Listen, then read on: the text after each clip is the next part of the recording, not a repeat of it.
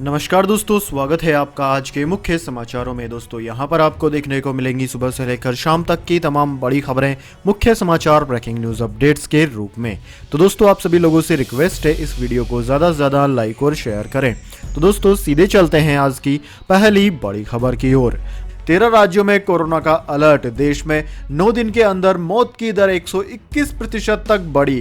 केंद्र सरकार ने टेस्टिंग बढ़ाने की दी हिदायत। जी हां दोस्तों, देश भर में कोरोना संक्रमण के मामले कम होने के बाद फिर बढ़ने शुरू हो गए हैं। पिछले 9 दिनों का डेटा देखें तो मृत्यु दर में 121% तक की बढ़ोतरी हुई है। 15 नवंबर को देश भर में 197 कोरोना संक्रमितों की मौत हुई थी, तो वहीं 23 नवंबर को यह संख्या बढ़कर 437 तक पहुंच गई। दोस्तों कोरोना की तीसरी लहर की आशंका ने केंद्र सरकार को भी अलर्ट कर दिया है। स्वास्थ्य मंत्रालय ने गुरुवार को 13 राज्यों को चिट्ठी लिखकर कोरोना टेस्टिंग की घटती तादाद पर चिंता जाहिर की है। स्वास्थ्य मंत्रालय ने बंगाल के अलावा गोवा, जम्मू और कश्मीर, केरल, लद्दाख, महाराष्ट्र, मणिपुर, मिजोरम, मेघालय, नागालैंड, पंजाब, राजस्थान और सिक्किम को भी पत्र लिखा है।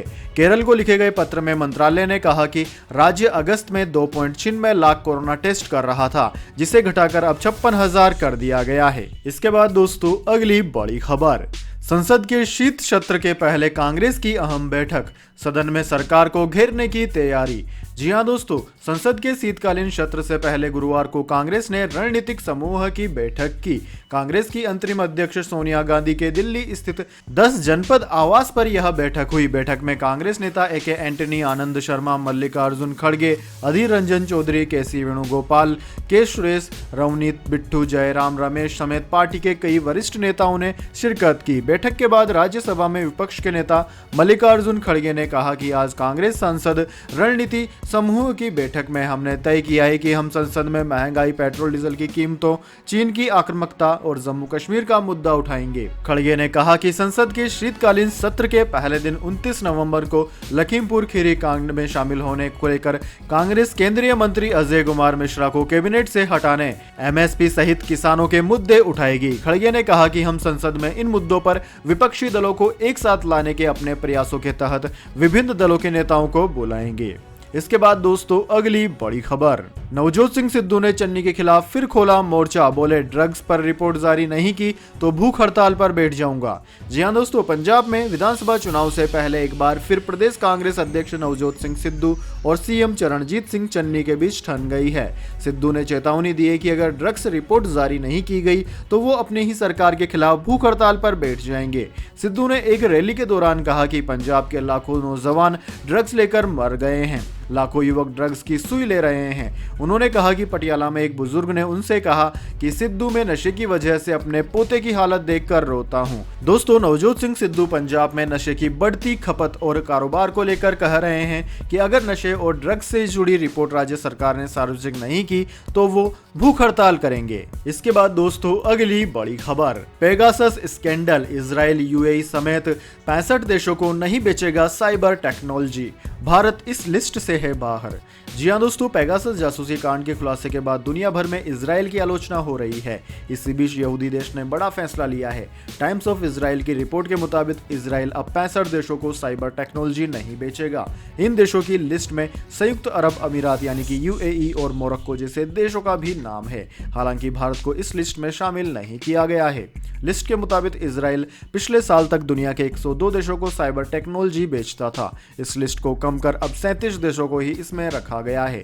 इजराइल ने खास तौर पर उन देशों को लिस्ट से बाहर कर दिया है जिनकी मानवाधिकार के उल्लंघन को लेकर आलोचना होती रहती है। हालांकि इस लिस्ट से सऊदी अरब और मैक्सिको को नहीं हटाने पर भी सवाल खड़े हो रहे हैं। सऊदी अरब पर वाशिंगटन पोस्ट के पत्रकार जमाल खशोगी की हत्या के आरोप लग रहे हैं। इसके बाद दोस्तों अगली बड़ी खबर। दिल्ली पोल्यूशन। कंस्ट्रक्शन पर फिर लगी रोक। मजदूरों को दिए जाएंगे 5-5 हजार रुपए।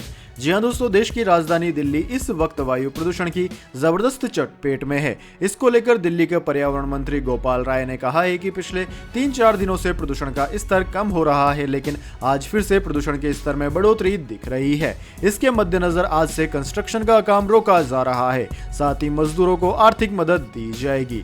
इसके अलावा उन्होंने कहा कि सरकारी कर्मचारियों के लिए सरकारी कॉलोनियों से प्राइवेट बसें चलाई जाएंगी। पास के मेट्रो स्टेशन से शटल बस सर्विस शुरू होगी। होगी, जिससे लोग मेट्रो से आएं और आसानी से दफ्तर पहुंचे। उनकी कॉलोनियों से भी बस सेवा शुरू की जाएगी, जिससे लोग अपने निजी वाहन से न आएं। वहीं दोस्तों, दिल्ली के मुख्यमंत्री अरविंद केजरीवाल ने कहा कि वायु प्रदूषण के कारण कंस्ट्रक्शन गतिविधियों पर रोक के मद्देनजर मैंने आज मजदूरों के बैंक खातों में 5-5 हजार रुपए जमा करने के आदेश दिए हैं। हम श्रमिकों को उनके न्यूनतम वेतन के अनुसार मुआवजा भी देंगे। वहीं कई निर्माण स्थल ऐसे हैं जिनका रजिस्ट्रेशन नहीं है, तो वहां कैंप लगाकर रजिस्ट्रेशन किया जाएगा। इसके बाद दोस्तों, अगली बड़ी खबर, India versus New Zealand Kanpur test. पहले दिन भारत ने बनाए 4 विकेट के नुकसान पर 258 रन। डेब्यू मैच में शतक के करीब पहुंचे अय्यर, जडेजा ने भी लगाई 50। जी हां दोस्तों, भारत और न्यूजीलैंड के बीच में कानपुर में खेले जा रहे पहले टेस्ट मैच के पहले दिन का खेल समाप्त होने तक टीम इंडिया का स्कोर 4 विकेट के नुकसान पर 258 रन रहा। मैच की शुरुआत भारत के टॉस जीतकर बल्लेबाजी करने के साथ हुई। दिन के खेल खत्म होने तक श्रेयस अय्यर 136 गेंदों पर 75 रन और रविंद्र जडेजा 100 गेंदों पर 50 के स्कोर पर नाबाद थे। दोस्तों, आपकी जानकारी के लिए बता दें, अय्यर ने इस मुकाबले से टेस्ट में डेब्यू किया है। टीम इंडिया ने अपने पहले 4 विकेट 145 के स्कोर पर ही गंवा दिए थे, लेकिन इसके बाद 5वें विकेट के लिए श्रेयस अय्यर और रविंद्र जडेजा ने 208 गेंदों पर 113 रन जोड़कर टीम इंडिया की पारी को संभाल लिया।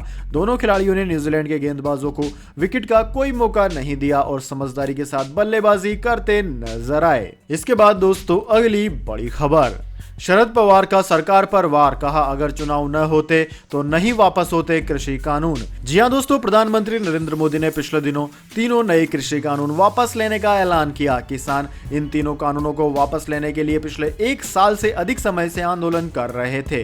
हालांकि केंद्र सरकार के इन तीनों कृषि कानूनों की वापसी के फैसले को कुछ विपक्षी नेता चुनावी निर्णय बता रहे हैं। राष्ट्रवादी कांग्रेस पार्टी यानी कि एनसीपी प्रमुख शरद पवार ने भी इन कृषि कानूनों को लेकर केंद्र की मोदी सरकार पर निशाना साधा है। महाराष्ट्र के सतारा में एनसीपी प्रमुख शरद पवार ने कहा कि अगर केंद्र सरकार सभी राज्यों को भरोसे में लेती और संसद में इन तीनों कृषि कानूनों पर चर्चा करती तो आज स्थिति कुछ अलग होती। अगर कोई भी आगामी चुनाव नहीं होते तो शायद सरकार की ओर से तीनों कृषि कानूनों की वापसी का फैसला नहीं लिया जाता। शरद पवार ने महाराष्ट्र की महाविकास अघाड़ी गठबंधन सरकार को लेकर भी प्रतिक्रिया दी।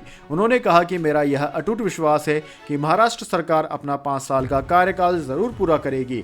अगर महाविकास अघाड़ी गठबंधन यानी कि शिवसेना, एनसीपी, कांग्रेस साथ मिलकर अगला चुनाव लड़ेंगे तो हम एक बार फिर सत्ता में आएंगे।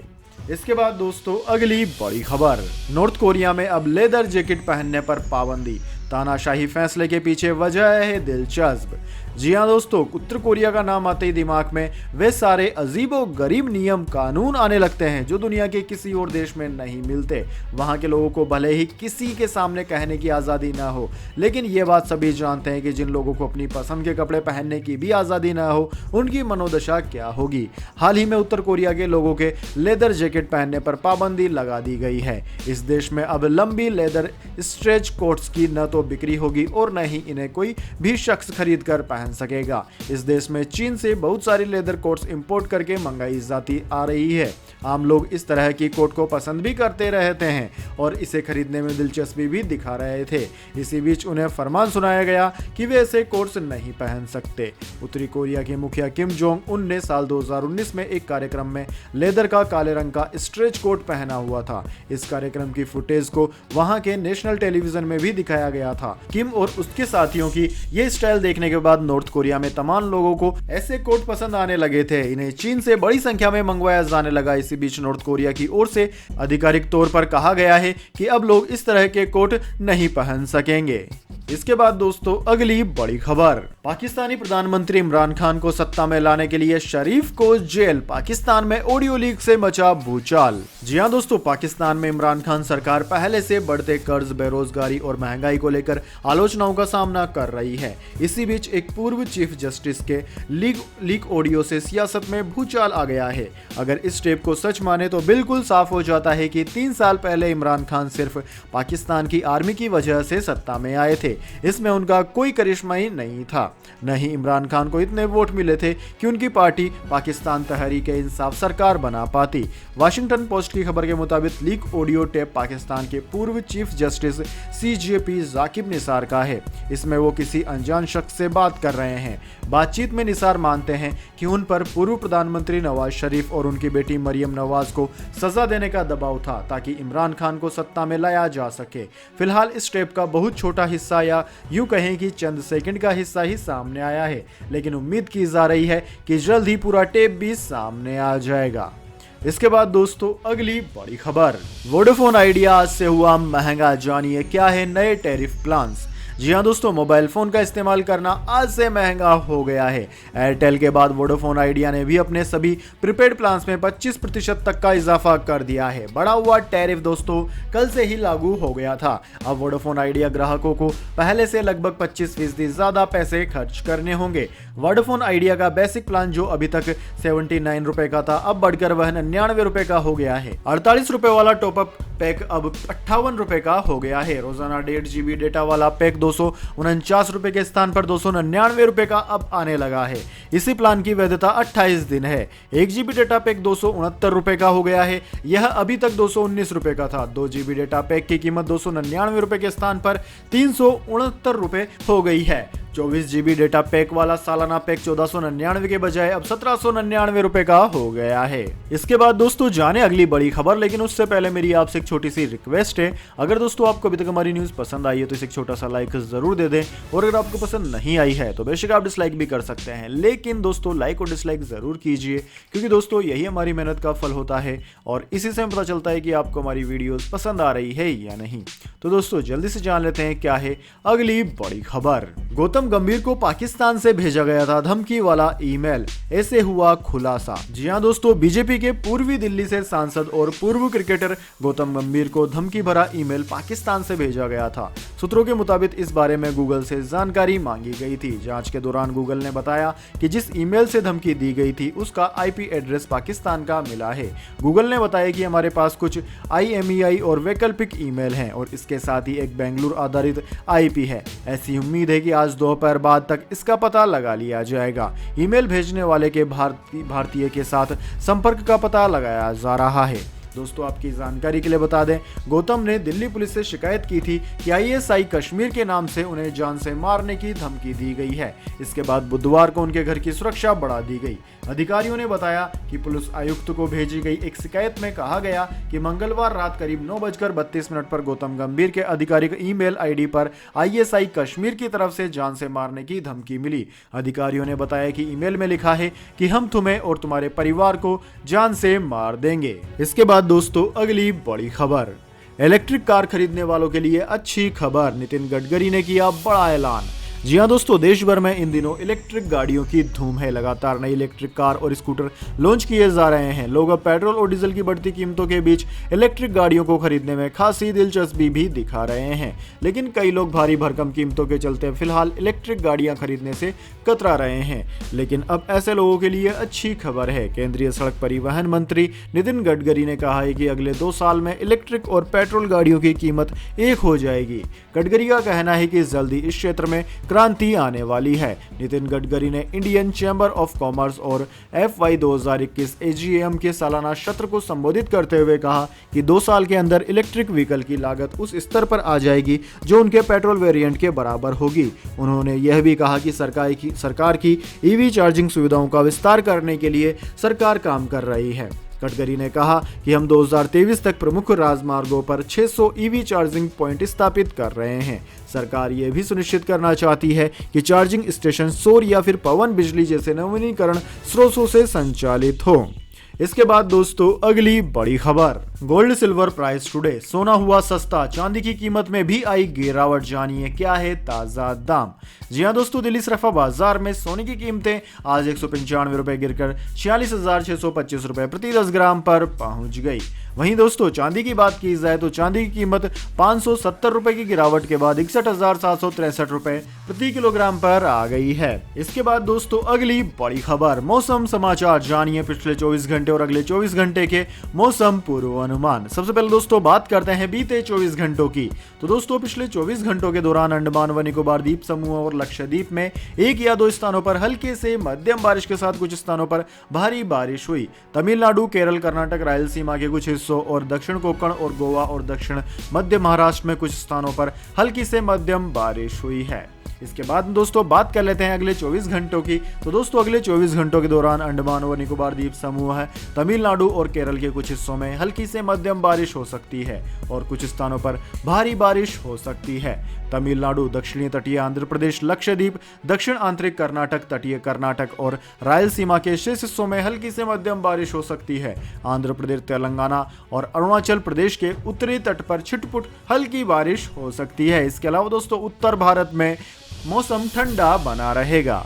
इसके बाद दोस्तों अगली बड़ी खबर, कंगना रनावत को दिल्ली असेंबली के पैनल का समन, सिख समाज को बताया था खालिस्तानी। जी हां दोस्तों, आम आदमी पार्टी के विधायक राघव चड्ढा की अध्यक्षता वाली दिल्ली विधानसभा की शांति और सद्भाव समिति ने अभिनेत्री कंगना रनावत को सिखों पर उनकी कथित टिप्पणी को लेकर तलब किया है। शांति और सद्भाव समिति द्वारा कंगना को 6 दिसंबर को दोपहर 12 बजे पेश होने के लिए कहा गया है। दरअसल कंगना रनावत ने मोदी सरकार के कृषि कानूनों को वापस लेने के ऐलान के बाद किसान आंदोलन की तुलना खालिस्तानी आंदोलन से की थी। इसके बाद से देश के अलग अलग इलाकों में उनके खिलाफ कई एफआईआर दर्ज की गई। दोस्तों आपकी जानकारी के लिए बता दें, दिल्ली सिख गुरुद्वारा प्रबंधन समिति ने इंस्टाग्राम पर सिख समुदाय के खिलाफ कथित रूप से आपत्तिजनक टिप्पणी करने को लेकर कंगना के खिलाफ मंदिर मार्ग थाने के साइबर सेल में शिकायत दर्ज कराई थी। विधानसभा समिति का कहना है कि सोशल मीडिया पर किए गए पोस्ट में कंगना ने किसानों के प्रदर्शन को खालिस्तानी आंदोलन बताया था। अभिनेत्री ने सिख समुदाय के खिलाफ आपत्तिजनक और छवि को धूमिल करने वाली भाषा का इस्तेमाल किया था। जबकि दिल्ली सिख गुरुद्वारा प्रबंधन समिति ने अपनी शिकायत में कहा कि सिख समुदाय की भावनाओं को आहत करने के लिए जानबूझकर ऐसे पोस्ट किए गए। इसके बाद उन्हें शेयर भी किया गया। दोस्तों आपकी जानकारी के लिए बता दें, कंगना ने अपने विवादित पोस्ट में लिखा था कि खालिस्तानी आतंकवादी आज भले ही सरकार का हाथ मरोड़ रहे हों, लेकिन उस महिला यानी कि इंदिरा गांधी को नहीं भूलना चाहिए जिसने अपनी जूती के नीचे इन्हें कुचल दिया था, लेकिन अपनी जान की कीमत पर उन्हें मच्छरों की तरह कुचल दिया मगर देश के टुकड़े नहीं होने दिए। उनकी मृत्यु के 3 दशक बाद भी आज भी ये उनके नाम से कांपते हैं। इनको वैसा ही गुरु चाहिए। इसके साथ ही दोस्तों मोदी सरकार के कृषि कानूनों को वापस लेने के बाद भी कंगना रनावत ने लिखा था कि दुखद, शर्मनाक और सरासर गलत। अगर संसद में बैठी सरकार के बजाय गलियों में बैठे लोग कानून बनाना शुरू कर दें तो यह भी एक जिहादी देश है। उन सभी को बधाई जो ऐसा सोचते हैं। इससे पहले भी दोस्तों कंगना रनावत ने महात्मा गांधी के खिलाफ अहिंसा के मंत्र का मजाक बनाते हुए कहा था कि एक गाल और आगे करने से आजादी नहीं भीख मिलती है। साथ ही टिप्पणी की कि सुभाष चंद्र बोस और भगत सिंह को महात्मा गांधी का साथ नहीं मिला था। इसके बाद सोशल मीडिया पर वह जमकर ट्रोल हुई थी। तो दोस्तों यह इतिहास की तमाम बड़ी खबरें। इसके बाद दोस्तों अब बारी आती है आज के माइंड क्विज क्वेश्चन की। जी हाँ दोस्तों, एक आसान से सवाल का जवाब देकर आप जीत सकते हैं एक अमेजिंग सरप्राइज गिफ्ट हमारे यूट्यूब चैनल की ओर से। तो दोस्तों आज का सवाल आपकी स्क्रीन पर आ चुका है। शिवसेना के संस्थापक का नाम क्या है? जी हाँ दोस्तों, अगर आप जानते हैं शिवसेना के संस्थापक का नाम तो जल्दी से कमेंट बॉक्स में लिख दीजिए। अगर दोस्तों आपका जवाब होता है एकदम सही और आप चुने जाते हैं लक्की विजेता के रूप में, तो आपको मिल सकता है एक अमेजिंग सरप्राइज गिफ्ट हमारे यूट्यूब चैनल की ओर से। तो दोस्तों जल्दी से अपना उत्तर कमेंट बॉक्स में लिख दीजिए, वीडियो को लाइक कर लीजिए और चैनल को सब्सक्राइब करके बेल आइकन भी दबा लीजिए। धन्यवाद। वंदे मातरम। जय हिंद, जय भारत।